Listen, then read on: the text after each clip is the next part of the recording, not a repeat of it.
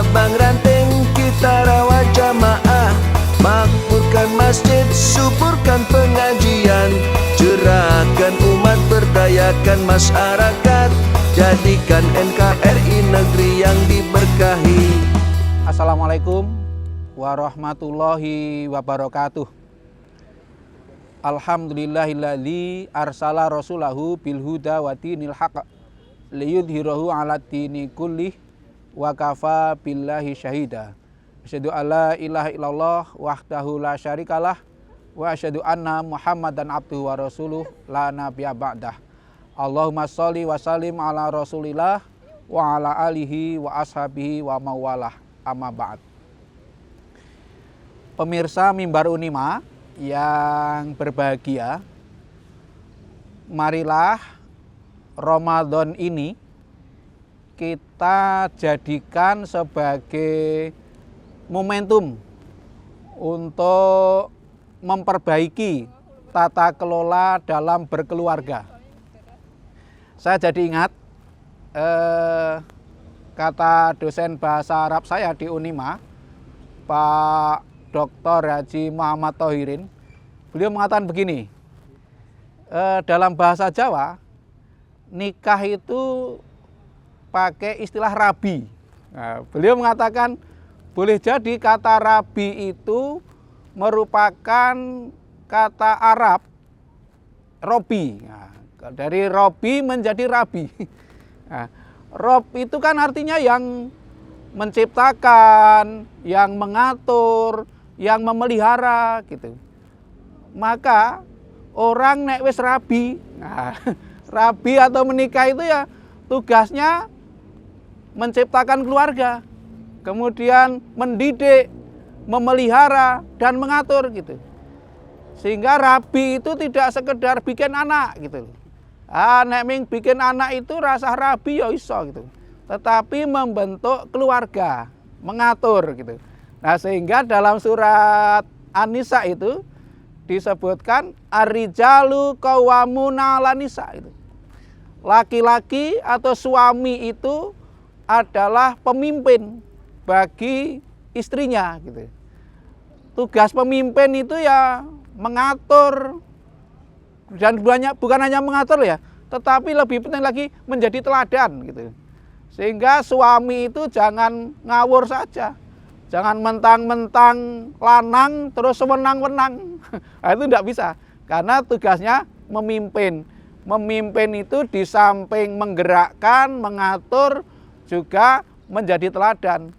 Bahkan ada mufasir yang mengatakan qawwam itu artinya bertanggung jawab sepenuhnya. Nah, mengapa laki-laki itu dijadikan pemimpin dalam keluarga? Karena punya dua keutamaan. Ya, keutamaan pertama karena sudah menginfakkan hartanya untuk istrinya itu. Kemudian keutamaan yang kedua karena punya kelebihan ya. Sehingga dalam keluarga itu seorang suami harus memantaskan diri sebagai seorang murabi. Murabi itu yang mengendalikan, yang mengatur, yang mendidik. Tidak mungkin orang punya tugas mengatur kok tidak punya kelebihan gitu. Jadi kalau sudah diwisuda menjadi suami, ya harus menempatkan diri sebagai orang yang memimpin tadi. Orang yang bisa mengatur, orang yang bisa dijadikan teladan. Nah, pemirsa yang berbahagia, apa hubungannya dengan Ramadan? Nah, kalau hubungannya dengan Ramadan, ya dihubung-hubungkan saja ya. Nah, Ramadan ini kan kesempatan untuk berkumpul dengan keluarga itu lebih leluasa dibandingkan dengan kesempatan-kesempatan yang lainnya. Nah, maka kita jadikan sebagai momentum untuk menguatkan ya, menguatkan keterikatan hati antara sesama anggota keluarga. Sekurang-kurangnya ada dua momentum. Pertama, momentum ketika berbuka puasa. Yang kedua, momentum ketika kita makan sahur. bersama-sama. Oh, itu sulit terjadi kalau di hari-hari biasa. Makan bersama dalam satu keluarga itu. Jangan dikira loh, makan bersama itu tidak penting. Itu sangat penting. Nah, sangat penting. Maka betul-betul kita manfaatkan buka bersama di keluarga, sahur bersama di keluarga, itu sebagai kesempatan ya. Kesempatan untuk menjadi manusia. Sehingga ketika sahur dan berbuka, letakkan HP-nya masing-masing. Jangan ada yang pegang HP, tapi pegang makanan semua. Makan bersama, bercanda ria, ya, berakrab ria dengan keluarga. Kita setidaknya selama bulan Ramadan itu kita menjadi pribadi, menjadi manusia-manusia yang otentik, yang asli. Kalau zaman kecil kita, yang seusia saya lah, itu hidupnya nyaman dalam kebersamaan. Tetapi di zaman sekarang ini, hidupnya orang-orang itu nyaman dalam kesendirian. Itu kan wagu ya, nyaman kok dalam kesendirian. Tapi itu kenyataan. Nah, maka saya mengajak kepada kita bersama, kita manfaatkan momentum-momentum kebersamaan di bulan Ramadan ini, sehingga keluarga kita, hidup keluarga kita menjadi lebih manusiawi lah. Tidak seperti robot. Kalau zaman modern itu kan hidup malah seperti robot, seperti mesin, tidak pakai perasaan. Nah, maka sekali lagi, mari Ramadan kita jadikan momentum untuk menjadikan keluarga kita lebih teratur dan terukur dalam menjalankan hidup berkeluarga. Keluarga sebagai masyarakat terkecil dari dunia ini. Nah, sehingga dari sinilah nanti akan membentuk masyarakat yang baldatun thayyibatun warabun ghafur. Tapi dimulai dari keluarga. Banyak sekali saya kira kesempatan yang bisa kita manfaatkan. Tadi saya sebut buka bersama, sahur bersama. Kalau perlu tadarus bersama dalam satu keluarga. Tidak harus satu juz utuh. Yang penting kita cari momentum untuk bisa bersama-sama dalam keluarga. Nah, mudah-mudahan kita bisa memanfaatkan, meskipun boleh jadi tidak seluruh hari di bulan Ramadan, tetapi ada hari-hari dan kesempatan-kesempatan, waktu-waktu tertentu yang betul-betul kita manfaatkan untuk memanusiawikan ya kehidupan berkeluarga kita, sehingga betul-betul kita menjadi keluarga yang nyaman, bahagia dalam kebersamaan, bukan nyaman dalam kesendirian.